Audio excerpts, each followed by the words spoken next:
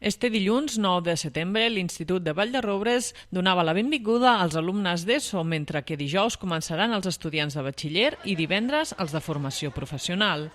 En total, 420 jóvens comencen el nou curs escolar 2024-2025, en un any en què l'IES Matarranya ha necessitat desdoblaments per l'alta ràtio de les classes.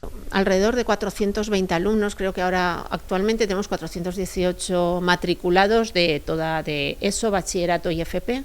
El ratio es de 27 alumnos, entonces en primero sí que hay mucho alumnado, mucho número, y entonces pues bueno, también nos han dado desdobles o apoyos para esos grupos en los que el ratio está a tope. Pel que fa a l'assignatura de català, no hi ha grans canvis. Per tant, els alumnes de primer i segon d'ESO tornaran a tindre l'assignatura fora de l'horari lectiu, a setena hora, mentre que a tercer, quart i primer de batxillerat s'impartirà com una optativa més.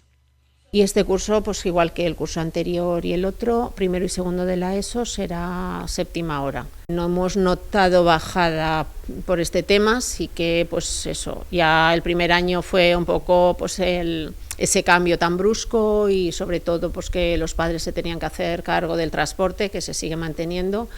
Pero este curso, cuando hicimos ya la jornada de puertas abiertas, ya los padres venían con esa mentalidad y sí que han seguido apuntando a sus hijos, y estamos alrededor del 30% en primero de la ESO. Entre els nous projectes, des de l'Institut estan treballant per oferir el grau mitjà de guia en el medi natural i el temps lliure, de cara als pròxims anys. Como ha cambiado la ley, pues también a mirar qué recursos se necesitan, tanto humanos como físicos, y estamos hablando tanto con el ayuntamiento, con la comarca, con empresas de la zona.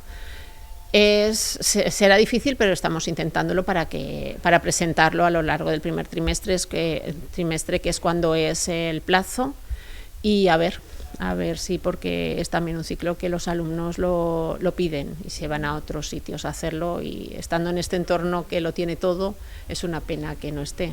Entre les diferents formacions professionals que s'ofereixen des de l'IES Matarranya hi ha un total de 40 alumnes, tenint en compte que este any no s'ofereix primer de l'FP de grau mitjà de serveis.